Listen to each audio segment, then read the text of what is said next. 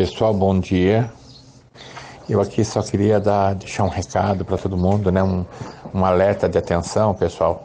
Devemos tomar muito cuidado, porque vocês sabem que eu trabalhando no cemitério, você tem todas as informações, tudo chega aqui primeiro.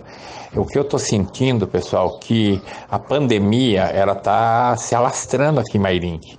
Hoje, por exemplo, eu vou sepultar uma pessoa que esteve aqui há 15 dias atrás, liberando o túmulo para sepultar a irmã, e ele pegou Covid e nós vamos sepultar ele hoje.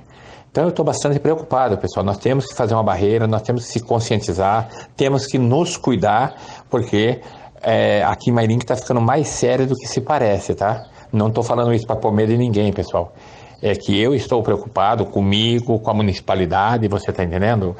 Porque com as notícias reais a gente tem como se cercar melhor, para a gente ver se a gente consegue fazer, não deixar isso chegar no pico, porque já não está longe mais de chegar no pico. E Mairink daqui a pouco está ultrapassando todos os municípios vizinhos aqui com o problema de óbito por causa da Covid, tá? Então, tivemos já o Bastião essa semana, amigo nosso, né, da prefeitura. Agora vem esse senhor que é confirmado, eu tive a oportunidade de ler o atestado de óbito, vamos sepultar ele daqui a pouco, ele é da Lagoinha, certo? Então, por favor, tá, pessoal? Vamos se conscientizar, passar para o maior número de pessoas, que as pessoas tenham consciência, pessoal, que a hora é de se cuidar, pessoal. Não é de facilitar, porque, veja bem, eu já sepultei pessoas aqui que disse que não pegava Covid porque Covid era coisa de preguiçoso.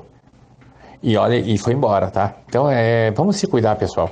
Cuidar de nós, da nossa geração, cuidar das nossas crianças, você tá entendendo? Eu estou bastante preocupado, tá? Por favor, que vocês tenham um bom dia. E desculpa, tá?